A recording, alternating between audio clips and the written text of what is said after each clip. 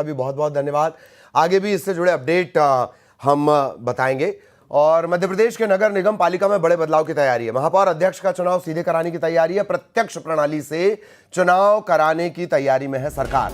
आज कैबिनेट में यह प्रस्ताव रखा जा सकता है। पालिका अधिनियम में संशोधन प्रस्ताव को मंजूरी संभव है।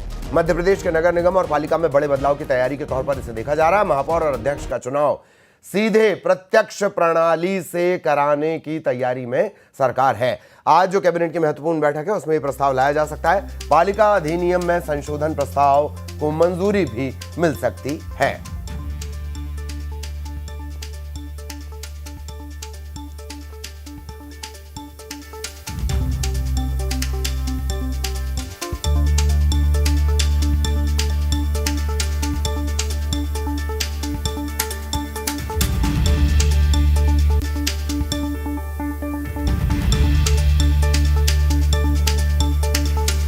निकायों में बदलाव हो सकता है, यानी जो मेयर और अध्यक्ष हैं, जो अभी तक पार्षद जिन्हें चुना करते थे, अब डायरेक्ट पब्लिक को अधिकार होगा। पब्लिक उनका सीधे चुनाव करेगी। प्रत्यक्ष प्रणाली के जरिए चुनाव कराने की तैयारी में सरकार है। इससे पहले कांग्रेस की जब सरकार आई तब अप्रत्यक्ष प्रणाली यानी पार्षदों को ये पावर था कि वो चुनेंगे कि कौन निगम का अध्यक्ष होगा, कौन महापौर होगा। लेकिन अब तैयारी ये है कि महापौर और अध्यक्ष को सीधे जनता चुनेगी।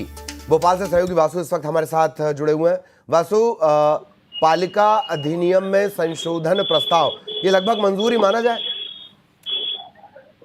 बिल्कुल ललित जी, आज की कैबिनेट की जो बैठक है वो बेहद महत्वपूर्ण होने जा रही है, क्योंकि कल जिस तरीके से हमने देखा देर रात आईएएस आईपीएस अफसरों के तबादले हुए, अलग अलग विभागों की जो जिम्मेदारियां हैं वो बदल गई, अलग अलग रेंज के जो एसपी हैं वो बदल गए हैं और आज कई महत्वपूर्ण प्रस्ताव आएंगे। लेकिन उन सब में सबसे प्रमुख होगा कि पूरे प्रदेश में कानून व्यवस्था में कसावट लाई जाए, क्योंकि कल भोपाल में दुर्भाग्यपूर्ण घटना सामने आई है। बहरहाल आज का जो महत्वपूर्ण प्रस्ताव आने हैं वो उसमें अध्यक्ष के चुनाव जो है वो प्रत्यक्ष प्रणाली से हो, नगर पालिकाओं में, नगर निगमों में, ताकि जो दोनों ही दल है, मुख्य दल बीजेपी कांग्रेस या कोई निर्दलीय खड़ा होता है या अन्य दल का भी उम्मीदवार अगर कोई स्पेसिफिक उम्मीदवार खड़ा होता है तो जनता उसको चुन सके। नहीं तो अभी होता क्या था कि आप मान के चलिए एक नगर पालिका में 15 वार्ड आते हैं, 15 में से 8-9 वार्ड बीजेपी ने जीते एग्जाम्पल के तौर पे, या किसी अन्य दल ने जीते, तो जिसके पास बहुमत होता था फिर वो 8-9 लोगों में से एक व्यक्ति को अध्यक्ष का चुनाव जो है इंटरनली करना पड़ता था और उसमें फिर तमाम सियासत होती थी। इसलिए अब डायरेक्ट प्रणाली से चुनाव कराने की जो मांग है, जो बात है वो लगातार उठ रही थी और संभवतः इस प्रस्ताव पर मुहर लग सकती है। इसके अलावा रोजगार से जुड़े हुए कई प्रस्ताव हैं, इंफ्रास्ट्रक्चर डेवलपमेंट से जुड़े हुए कई प्रस्ताव हैं, कर्मचारियों से जुड़े हुए प्रस्ताव हैं, उन पे भी आज बैठक में चर्चा होगी। ठीक, बहुत धन्यवाद वासु आपका इस तमाम जानकारी के लिए।